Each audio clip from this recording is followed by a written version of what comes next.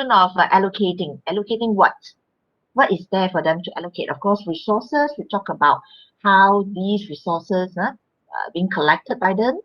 Okay, and then it's their job to allocate those resources and put them in good use. Allocating resources, funds, and of course the budget itself, which we're going to discuss in detail later on about budget. Okay, and besides allocating for resources, we also talk about how the government can actually distribute income and redistribute income based on, they talk about how to make sure that everything is equity, like the concept of equity. They look into equity, equals, everyone has to be treated fairly, and so forth. So we talk about transfer payments under the distribution of income. We can talk about government in handing out assistance, be it cash or non-cash assistance. Okay, all this in terms of redistributing income. That's why we talk about development and all that, how to ensure the gap between the rich and the poor will be smaller and even diminished. Okay, so, and of course they are here to stabilize. Okay, we talk about implementing stabilization measures because we know that in the country we always experience either booming, sometimes recession. Okay, sometimes we go through growth, sometimes we go through recession, and so forth. So we need the government to play a role in terms of stabilizing the country or the economy.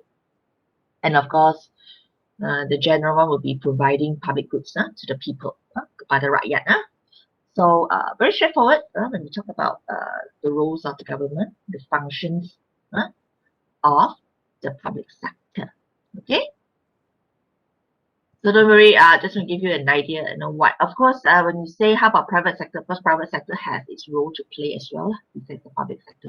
Okay, so both sectors will play, their respective roles to enhance the economy of the country. Okay, are you following so far? Yes. Let me know if you can't. Yes, doctor. Okay, thank you. If you can't hear me, or because I don't know, I am seeing myself repeating here. You know what's wrong? It's like lagging on my side. Okay, so let me repeat. So if you're asked what are the functions of the government, okay, you just talk about regulating function, allocating, distributing or redistributing, stabilizing and providing. Okay, so pretty straightforward. And other functions that you deem appropriate and relevant. So these are the major ones. Okay.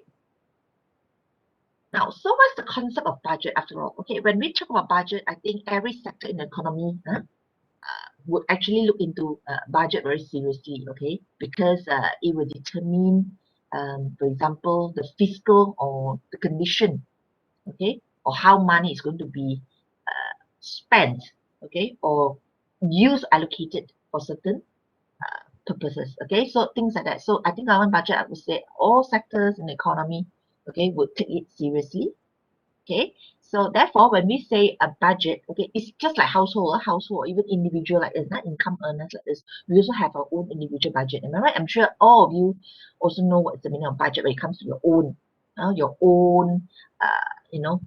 budgeting that you do, your planning of budgeting, say on a monthly basis or even a daily or weekly basis. I think most of you know the concept of budget is very simple. You're talking about where you get income, okay, and how are you going to spend this income, meaning you're talking about inflow and outflow. Okay, dari mana pendapatan datangnya dari you receive your income and ke mana anda akan membelanjakan pendapatan. So things like that. So we talk about budget. Even at individual level also, we may have planning and all that. We plan according to how much we earn. Let's say on a monthly basis, if you're earning, say, 500 ringgit, for example, okay, then after that, you will, sorry, someone is asking a question, is it? Attendance password, I think I've keyed in the chat, you can check under the chat there, there's a password. Okay, thank you for sharing. Okay, so where was I? Okay, I talk about at individual level. Even at individual level, you can also have your own planning of budget. Say for example, if you are earning 500 ringgit a month, so how are you going to allocate these funds of yours? you may have spending, you can have saving, okay, and so forth lah. Okay, so when we talk about the layout of budget, okay, when we talk about at government level, okay, planned by the public sector, by the government, okay, so it's basically giving the people, okay, the idea, okay, you can call it a financial statement, in fact, okay, a national financial statement that shows, okay, what's the plan for the upcoming year. Usually you announce this year for the next year, okay, the fiscal year, okay, for the upcoming fiscal or the following fiscal year, okay, meaning it will give the idea of how government is going to spend, okay, their resources, their incomes, or their revenue, okay, so it will highlight all these aspects of revenue and spending by the government. And of course, annually is presented by our Minister of Finance, okay, the Parliament. So basically, overall, if you say what is budget, when people ask what is budget, so budget is about the estimated income and expenditure for the next fiscal year. Just like if you talk about budget 2021, it will refer to the fiscal year of 2021 in this year. But for this year's budget, it had been presented last year, okay, year 2020. Year 2020 in November, our Minister of Finance had actually presented, okay. Of course, this budget would go through a few stages, right? Okay, we need to go through the Parliament, after the Senate, and so forth. And then finally, it will be, what do you say? After tabulating in all these stages, and then finally it will be approved, then it will be implemented or executed accordingly. So it's like an estimated income and expenditure for the next fiscal year. So of course, we already had our budget 2021, which was presented last year. Okay, so it's just you can call it a financial statement that lay out all the expenditures and all the revenues. Where do the money come from and where do the money go? Okay. So when we say budget, we also talk about the government policies itself, because for those of you aware, if you have actually done from a macroeconomics perspective, when we say policies, for example, usually we talk about in general, when we say government policies, we can talk about fiscal policy, we can talk about monetary policy, okay? So all these, when you say especially like fiscal, policy, so when we say fiscal here, usually it will involve two things. It will have, you talk about the expenditure, government expenditure, G, government expenditure, okay, and your revenue, which is basically supported by taxation. So when we say fiscal policy, because when we do budgeting, it actually falls under fiscal policy. Yeah, it falls under fiscal policy. So when we talk about fiscal policy, what is fiscal policy? It's a policy by the government that affects, okay, the aggregate demand, which will eventually affect the aggregate demand. Okay, all right, by altering or amend the either the balance, you strike a balance between how much you want to spend and how much you earn. Okay, so it's between the balance between government expenditure signified by G and revenue, usually denoted by T. T here for T for taxation, okay, which will then affect your aggregate demand. Okay, if you know aggregate demand, last time you always learn, right? Those who have got economics background, you know what I'm talking about. Aggregate demand, we are looking at, let's say, the consumption, the investment, the government expenditure itself, and the net export.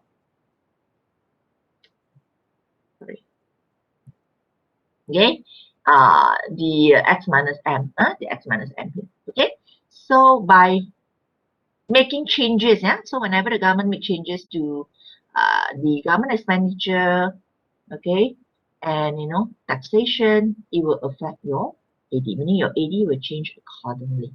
Okay, and what do you mean by aggregate demand? Aggregate demand will also refers to the progress, the entire economy condition. That's why it's called aggregate demand. For example, during recession, Okay, during recession, for example, you will try to boost your economy, meaning you're trying to bring out the economy from recession. So when you're trying to bring the economy out from recession, usually you will have expansionary fiscal policy. Expansionary fiscal policy means usually you will try to increase your government expenditure, which will, if holding everything else constant, let's say if G go up, your AD will go up. Okay. Likewise, when your economy is growing too fast to the extent that it's causing inflation in the country, then of course you will try to slow it down. Then maybe you will tighten your tax, meaning you may want to increase your tax here because your tax here, okay, may all affect all your consumption, investment, and government expenditure. So in that case, then maybe you will reduce, you will cut down your expenditure, and you will increase your taxation, for example. Okay, things like that. So just want to share with you, okay? So basically, when we say budget falls under the fiscal policy, because fiscal policy will affect the aggregate demand by altering the balance between the expenditure of the government and the taxation, which will actually affect your revenue later, you see. Because I think a high percentage of proportions of government's income will be generated by taxation. So here we look at the types of budget, okay? So you can either talk about budget surplus, there are three types: surplus, okay, balance, okay, and deficit, okay. So when we say budget surplus, we are referring to having a greater government the revenue, meaning the government's income, okay, all right, will be greater than your spending. If you say balanced budget, that's when your revenue is equal to your spending, okay? And when you say budget deficit, means you are spending more than you can earn. That's when you get a deficit. Of course, for the past decades, this is our scenario, okay? So our country has been experiencing budget deficit, okay? Of course,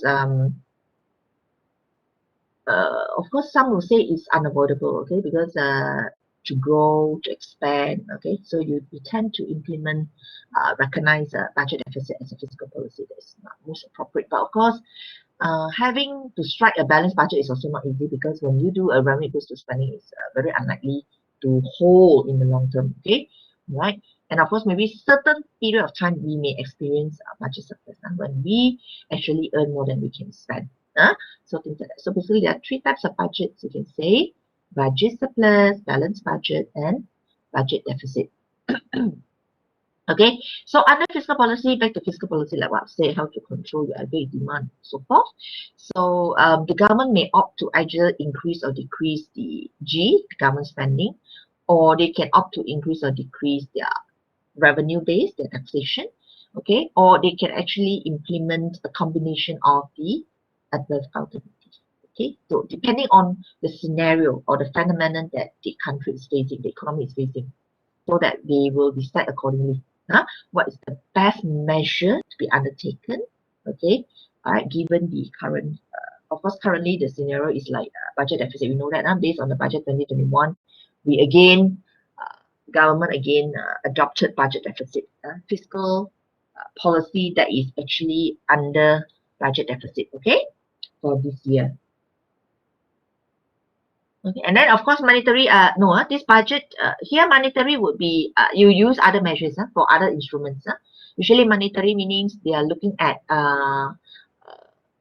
money supply, okay, meaning altering money supply level, or even influencing interest rates. Those will be under the monetary policy.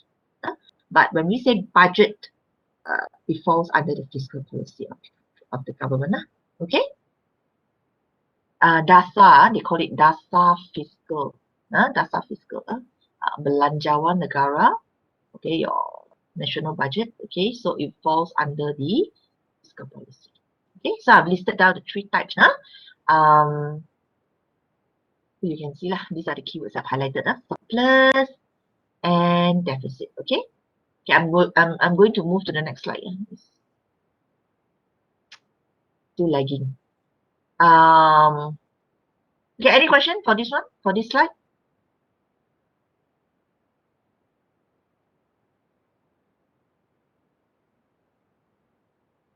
No, huh? No question. Good. Okay, thank you. I think it's time for me to.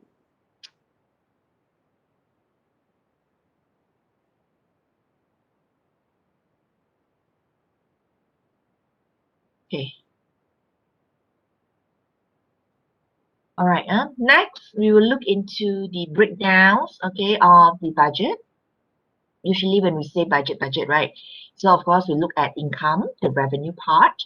Okay, where do the revenue comes from? Okay, so under the government budget, when we say revenue, so it refers to the income received by the government. Okay, and we can easily break it down into three categories: tax revenue.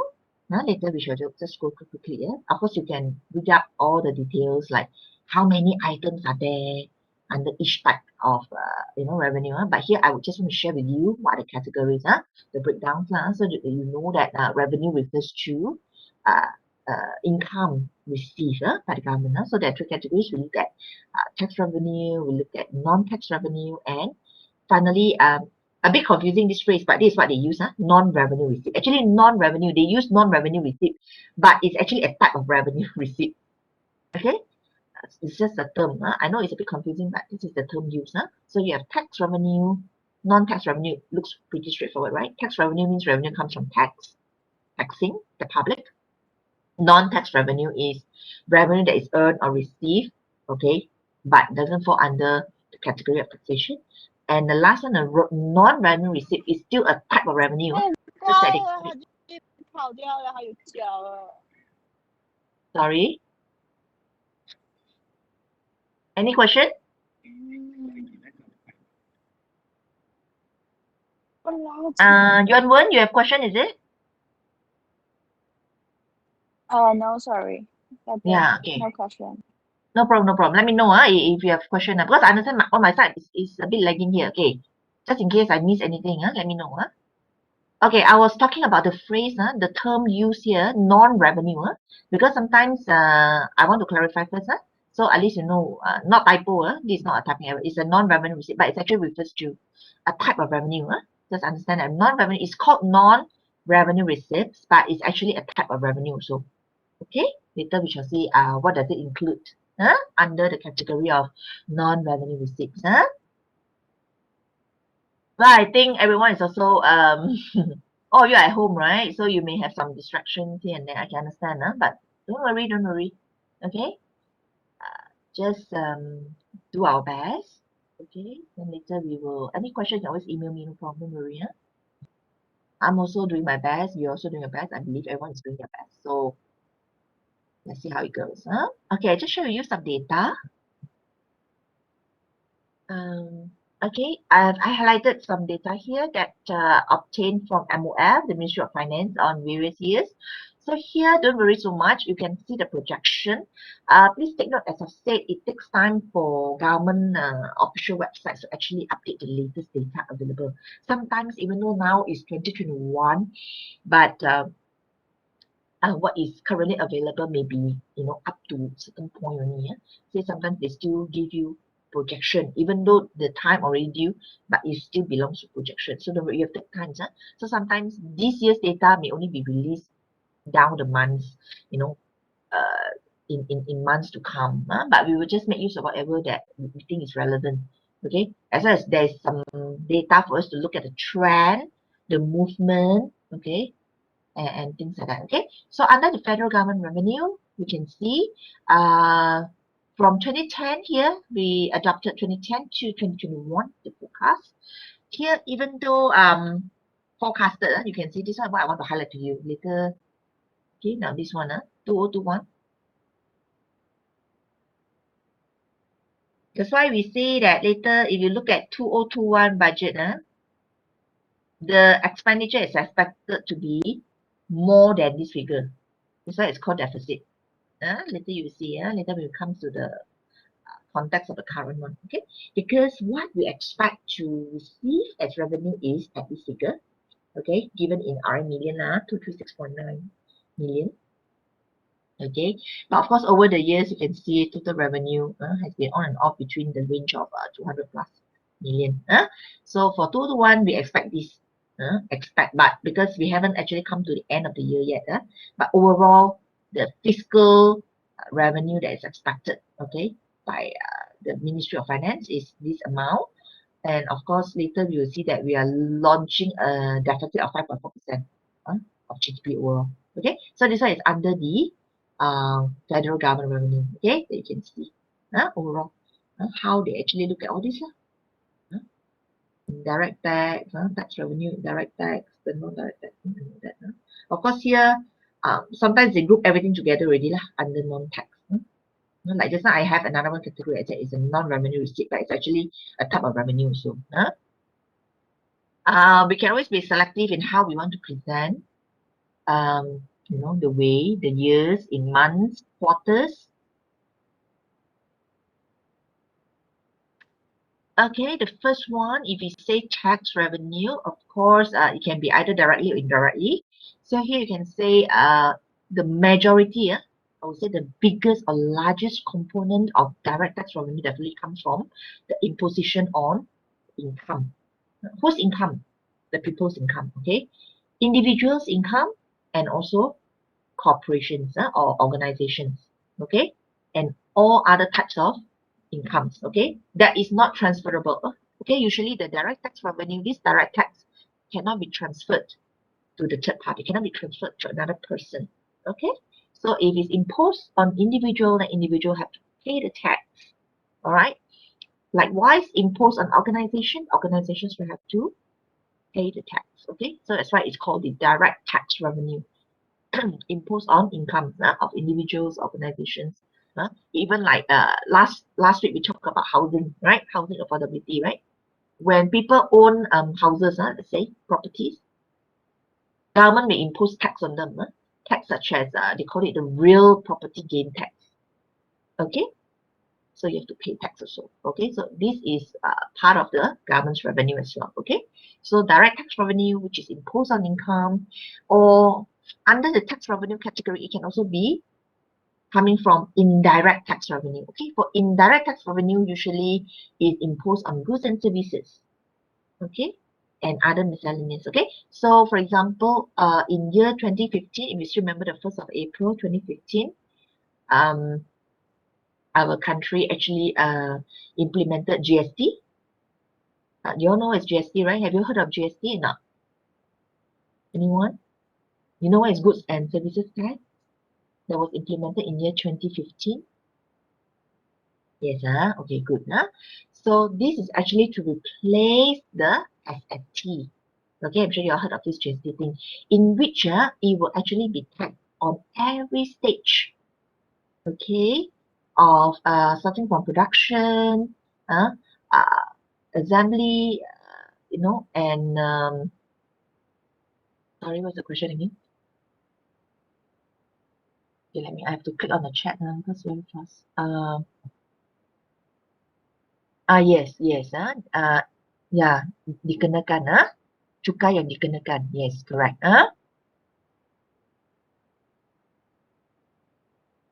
Sorry, sometimes some of you actually message me privately, is it? I can't. Okay, yeah, sorry, because when I answer, I have to answer openly like this, although you message me privately here, sorry. Okay, so it means yes, dilaksanakan, I mean dikenakan, okay, imposition. So when we say GST, where was I? Okay, it will be meaning the tax, the cukai akan dikenakan pada setiap tahap dari bermula dari pengeluaran sampai ke the distribution level. So it will be taxed, but it will be fixed at 6%, the GST, as compared to SST, where it will range between 5 or even up to 10%. Okay, or even more. Okay, of course, many countries worldwide have actually implemented GST. Okay, but of course there will always be pros and cons. Not everyone would agree to GST. Okay, you know, pendapat masing-masing.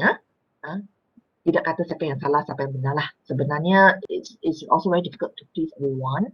Okay, but of course, what we can share is from the government's perspective.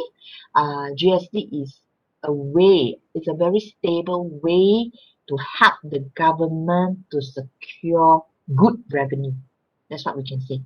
Okay, so GST really can actually help the country to stabilize the revenue, meaning they can really get a big chunk of revenue by implementing GST, yeah, goods and services tax. Okay, so it's a revenue, how to say, to strengthen their revenue base. It's a way to strengthen the revenue base. So, but somehow in year 2018, GST has been abolished. Okay, so this is one of the examples of indirect tax revenue. Okay, so again, tax revenue, we just talk about hasil daripada cukai sama ada secara langsung ataupun tidak langsung. Langsung is like what I said, the direct tax revenue, where it's imposed on individuals and organizations, and these kind of taxes cannot be transferred. Okay, hak cukai ini dikenakan untuk secara individu ataupun organisasi, ya. On the other hand, when we say indirect tax revenue, usually is imposed on goods and services. For example, we have GST and so forth. And now we are back to SST. Okay.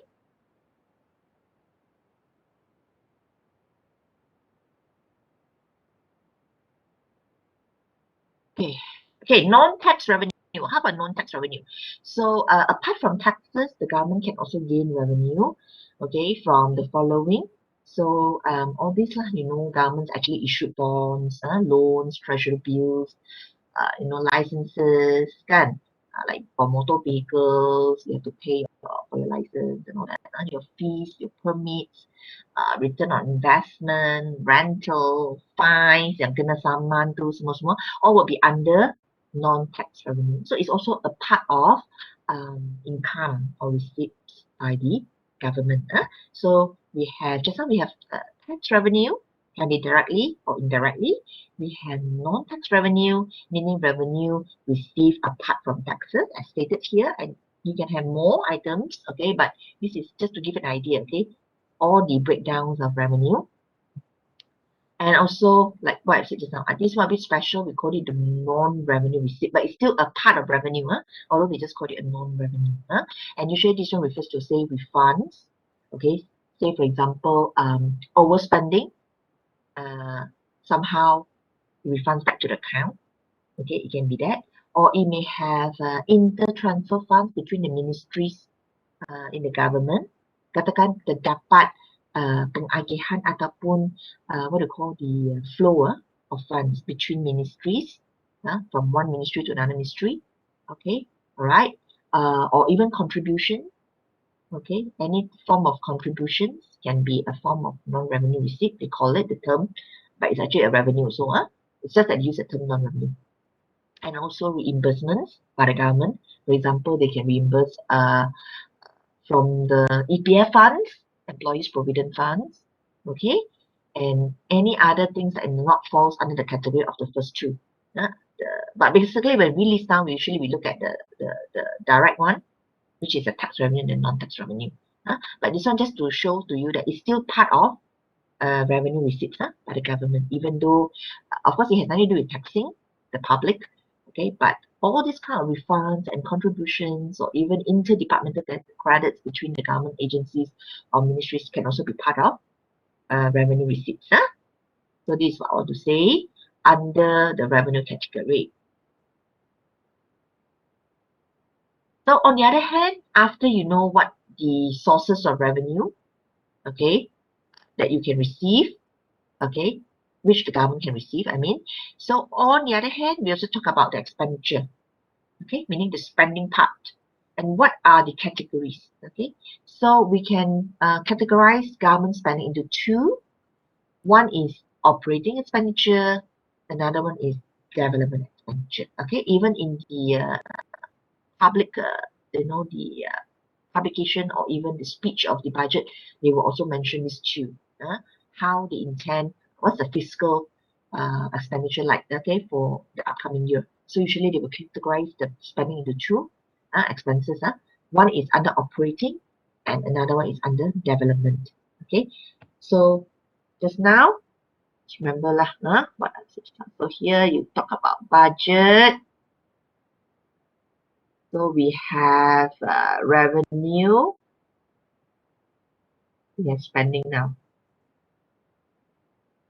Revenue comes from all sort of direct tax or non-tax category. Non-tax category also involves the non-revenue receipt, like just now said. Okay, so now spending, we either talk about operating or development. Okay, expenditure. So later, so by right, when we present all these, this one and this one, we consider the same. In a matter of presenting, of course, we will say that it's the same. All right, to get a balance. Okay, but of course, in reality, what we expect, like just now I've shown you, the revenue expect to be maybe 200 billion plus. Okay, 200 plus, but here maybe later you see it's above 3, more than 3. Okay. Okay, another question. Bayaran pindahan will be part of the expenditure already by the government. Is an income to the rakyat, those who receive the bantuan, bayaran pindahan, but bayaran pindahan is a type of government spending as well. It belongs like to transfer payment. Bayaran pindahan is a transfer payment, where government actually hand out the payment to help certain households. That will be under spending, not the revenue part. But revenue to the people who receive it lah. But for the government is the expenditure already. Bayaran pindahan. That one is the transfer payment. Okay. Okay. So now we look into details. What are the things under operating?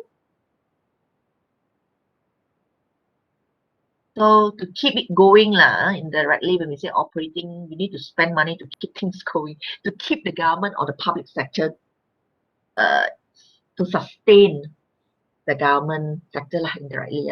That's why you need to spend.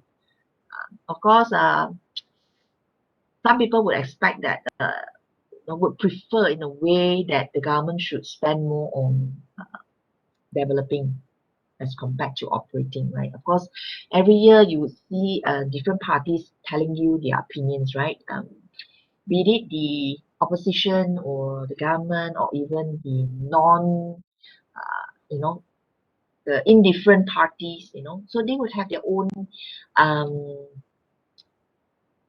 opinions, I would say, about how, the money should be spent in a way, because they look at it, as I said, they look into budget seriously. Everyone looks into it, like every sector in the economy would actually want to know how the money is spent, which is understandable, of course, right? Because if let's say you are a taxpayer, so you're very interested to know how you can contribute, how your money that you contribute, right, through tax, let's say, will be actually allocated and spent by the government.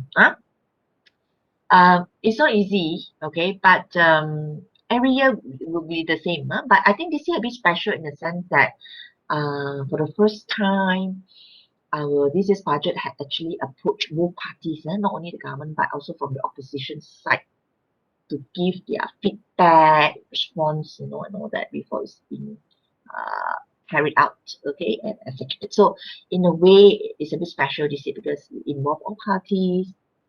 Okay, also partly because we are actually facing this crisis, this pandemic as well. So I think we need to put political views aside, because I think what is more important is the people. People should be at heart in all, so that it's very crucial that we really need to set our goal right, how to help the people. That's why later you see that there are some goals listed under the budget and so forth. So for operating expenditure, so to make it simple to understand, is to sustain the government sector, to sustain the public sector, the government itself. Why? Because these expenditures covers all the money spent so that the government departments can maintain their services for the public, to run all the chores to run all the functions, like say just on the functions of the government, right? So many functions that need to play, right? Need to take charge. So operating expenditure refers to money spent, okay, on government department. You can say that, okay, involving salaries, of course, all the emoluments, okay, paid to government sectors, all the civil servants, etc. Okay, pensions, grants, you can name it, transfers, like just now you say about all this pindahan, you also have to serve your debt, hutang kan, kena bayar hutang juga, kena ada service your debts, okay, your service charges, subsidies, scholarships, loans, all these have to maintain, security, general administration, overall, all in, as long as the general, I mean you continue to operate. That's why it's called operating expenditure. Continue to maintain and sustain the public sector. So you need to have these allocation of expenditure allocated for under operating spending. So I think it's quite straightforward. You understand what you mean by operating expenditure. Untuk memastikan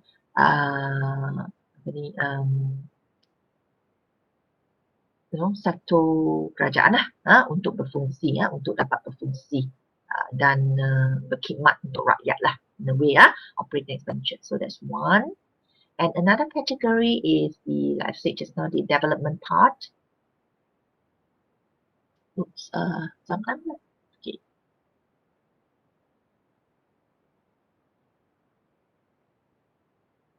Another one is this development. So apart from operating expenditure, we also discuss about development. So development expenditure is something like, say, some parties would prefer more percentage or more proportions of the budget allocated to this aspect. Why? Because they believe that when you spend more for development, I think it will bring positive impact to the people and the country overall as a whole. So when we say expenditure for developing the country, of course, it will cover the projects that can boost the economic growth and enhance productivity. Any area that you can think of that actually can help in developing the country, those funds or resources applied or used would belong to the development expenditure, okay? Whether it's economic services, whether it's in enhancing the education level, the healthcare, housing, and etc. Okay, so all this would actually need money as well. Definitely, you need the allocation of funds as well for this sector to develop the country. Okay, so basically, if you look at the position, okay, some may say it's healthy, it's expected, some may say it's risky. Okay, of course, this one can plan, we can always plan, but when the situation comes, it may not actually be as planned, as I said, because it depends on the scenario that you face every year. Okay, but overall, if you look at previously, when we say whether we are actually having budget surplus or budget deficit, you can actually summarize as below. If you talk about as early as the 70s, of course, we had experienced budget deficit quite substantially. Okay, we had actually had, like I showed you just now. Okay, no doubt you can see the federal government's revenue has been rising, but at the same time, you tend to spend more than you earn. So that's why you are actually constantly having deficit over the years. Okay, and of course, the only years recorded that we actually achieved budget surplus was during the moving time, economic moving time, especially in the period of 93 to 96, where our country actually experienced a budget surplus. But not long after that, when we encountered the Asian financial crisis, the AFC, that's when that we need to bring our economy out, okay, from recession. That's when government need to pursue expansionary fiscal policy. That's when spending need to be increased, okay, because that time Asian financial crisis was quite bad, just like now lah. The pandemic, a lot of people, a lot of revenues lost, jobs lost, etc. So it's for recovery process, we have to launch expansionary fiscal policy, okay, to boost back the economy, okay, to stimulate back the economy. Like now we have all these 6R strategies, we have all the pre-Hatin packages. All these are economic stimulus packages to bring the country out from this recession and all that. Likewise, when during the global financial crisis time, the GFC time, also we had budget deficit, okay, and of course, this deficit still continued, although at a lower rate, diminishing rate in 2010 to 2012. Still facing deficit, but maybe at a decreasing rate. Until now, again, you will see like this year, 2021, already planned for a high deficit. Okay, so if you look at the graph, you can see in this graph, okay, already all in negative side lah. Negative as in all the while negative here signifies a deficit stage. Okay, so can you see the sharp decline here?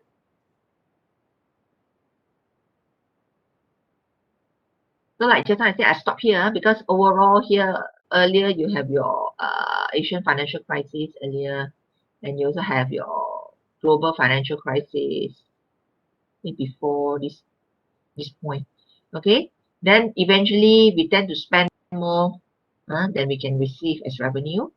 Okay, until one point you can see that. Okay, when this one go up, when the graph go up, meaning deficit is going down. You know how to interpret, right, the graph, because this, you see, this is -3, this is -5.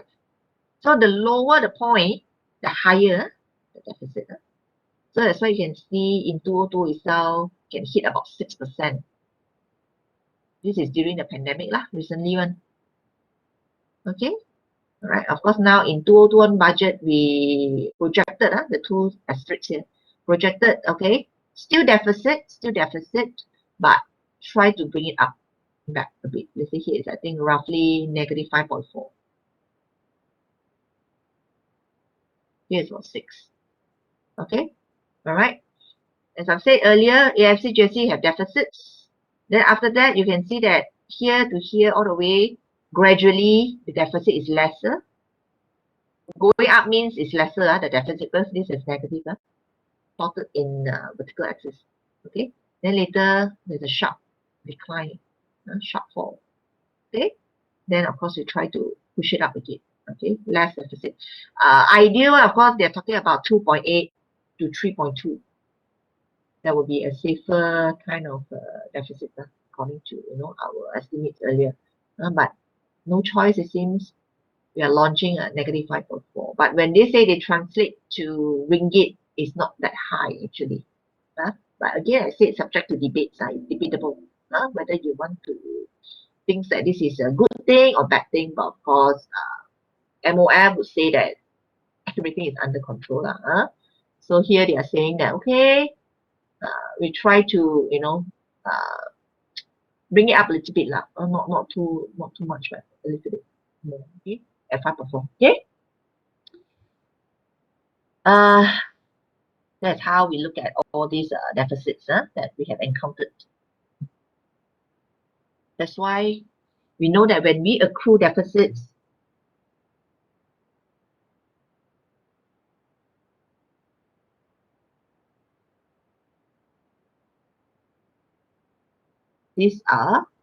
all these deficits be translated to hutang.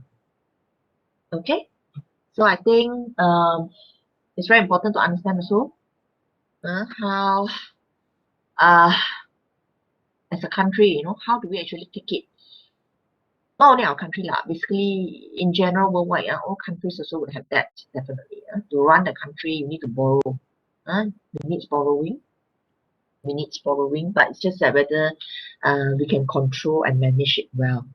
Okay, so yeah, you can say it's pretty serious, because when we look at the data later, you can see hutang negara biasanya meningkat over the time, over the years. Okay, so when we say hutang or debt, government debt, okay, so we are referring to countries' borrowing, of course. pinjaman. Later we see where are the source. So countries' borrowings. And of course, under the hutang, we can talk about domestically or externally. Domestic is tempatan, hutang, dalaman. You can say that. External would be luaran. So hutang boleh dibahagikan kepada domestic debt and external debt. Okay, so it refers to countries borrowing, and usually due to accrued deficits over the years. Okay, because if you have got accrued surplus, for instance, if the country has experienced accrued surplus, then very unlikely you will be having huge debts. But usually it's due to accrued deficits. Okay, so it's you can say, okay, then where are the sources? I mean, what's where? Dari mana pinjaman ini? Okay, from where? Sources of domestic borrowings. So if this one no problem, usually the financial department will tell you, don't worry, those debts is actually from borrowings that is denominated by ringgit Malaysian. Okay, what do you mean by denominated by ringgit Malaysian? Meaning, for example, when you borrow in RM. So to them, they always say, not so bad because the debt actually accrued from usually internal borrowing. Domestically. So usually it's denominated under by ringgit, as compared to sources of external. Which is usually more risky. Why? Because it was very much affected by the exchange rate. Usually when ringgit is weaker, when RM is weaker, then usually the cost is higher already to pay back. Weaker ringgit will then cause the cost of borrowing to be higher, of course. It's understandable. That's why every country also try to strengthen their currency. Everyone want to strengthen their currency worldwide. So of course now you look at I think overall the currency it's not very strong, right? I think it had happened many years. So well, if the Ministry of Finance can assure that all these are still under control, okay, so basically we just look at all these the sources of domestic borrowings, where it comes from, and so secara tempatan ataupun dalaman, you can borrow from sale of treasury bills. Okay, by you can implement all this means you borrow from all these agencies, institutions, okay, by launching investment certificate, government securities, right? That's when you sell, meaning government will sell all these securities to the public and all that, and get the revenue that you want. In a way, it's a borrowings, in the sense of denominated by ringgit in a sense, domestically. On the other hand, when they borrow from external sources, okay, such as from the World Bank, like IMF, we did borrow in, I think, from 1981 to 1985, I think. We did borrow from the International Monetary Fund, IMF, but we settled the debt in 1986 itself. Okay, so we did also borrow from all these external debts, World Bank, IMF. But during the Asian financial crisis, we opted not to borrow from IMF when other neighbor countries did borrow, okay, from IMF, because we pegged our ringgit at 3.8 that time. So things like that you can read. There are many resources on this. But just to share with you, it can be locally, domestically, externally. So if it's external, it can be World Bank, ADB, the Asian Development Bank, even can borrow from developed countries like Japan, US, and so forth. Okay. And usually when we say that, we can calculate also as a percentage of GDP. The higher the percentage, the higher the debt. Okay. And of course, the government expects its fiscal deficit to reach 6% of GDP. Now, this one, the 6% here is referring to what I've shared just now in the year 2020, which is one of the highest since GFC itself. Okay. And of course, in now 2021, we are actually talking about fiscal deficit at 5.4. Okay. But this one, 6%, it did actually shows a very, very high fiscal deficit.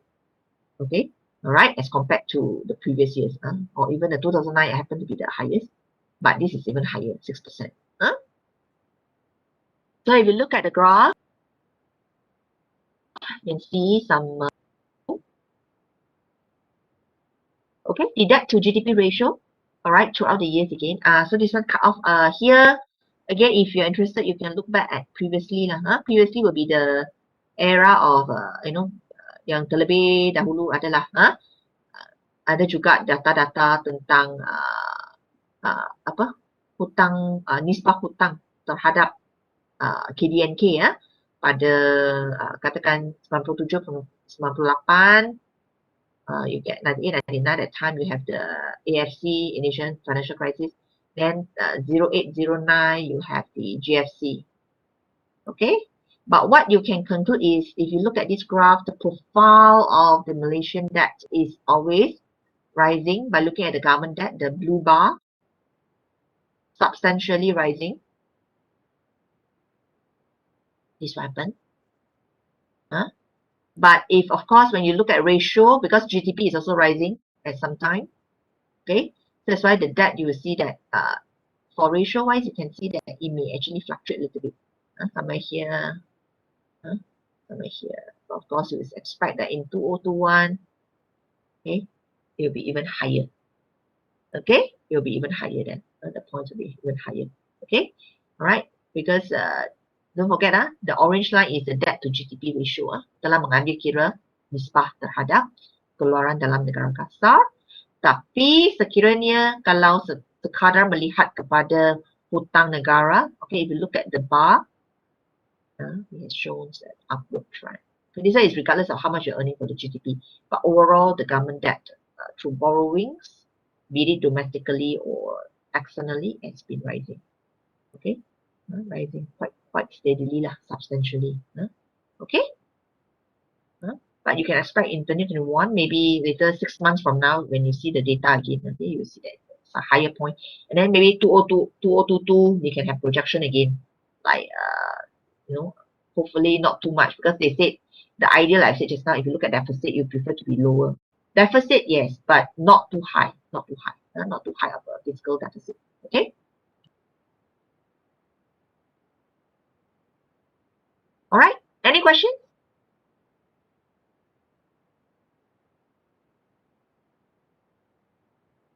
Okay, let's take a 5 minutes break. Okay. Okay, any other questions for this one? Trying to change my adapter. Can Okay, let's take a 5 minutes break then. Okay, thanks.